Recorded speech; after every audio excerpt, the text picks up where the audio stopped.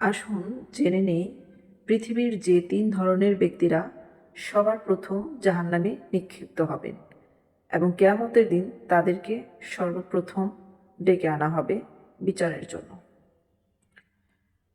আবু হুরায়রা রাদিয়াল্লাহু থেকে বর্ণিত হাদিসে রাসূল সাল্লাল্লাহু আলাইহি সাল্লাম বলেন, কিয়ামতের সবার আগে যাদের বিচারের জন্য আনা হবে তাদের মধ্যে অন্যতম হলেন দানবীর, আলেম ও আল্লাহর পথে জিহাদকারী শহীদ।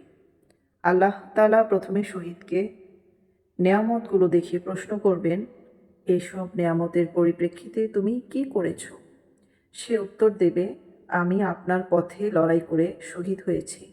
তখন আল্লাহ বলবেন, তুমি মিথ্যা বলছো, তুমি শহীদ হয়েছ লোকে যাতে তোমাকে বীর বাহাদুর বলে। তুমি সেটি দুনিয়ায় পেয়ে গেছো, সে কারণে এখানে তোমার কোনো প্রাপ্য নেই।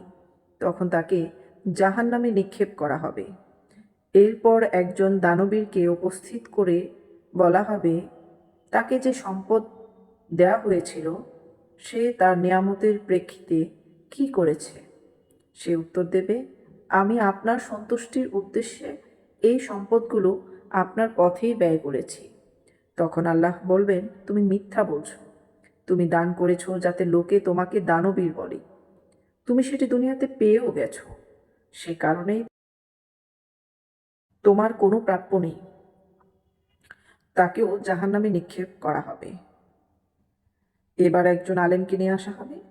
আল্লাহ তাআলা আলেমকে প্রশ্ন করবেন, তোমাকে আমি যে জ্ঞান দিয়েছিলাম সেটি তুমি কোন পথে ব্যয় করেছ?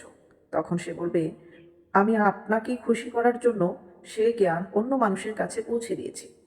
আল্লাহ বলবেন, তুমি মিথ্যা বলছো, তুমি এসব জ্ঞান অন্যদের কাছে পৌঁছে দিয়েছ যাতে লোকেরা প্রশংসায় তোমাকে প্রাধান্য দেয়।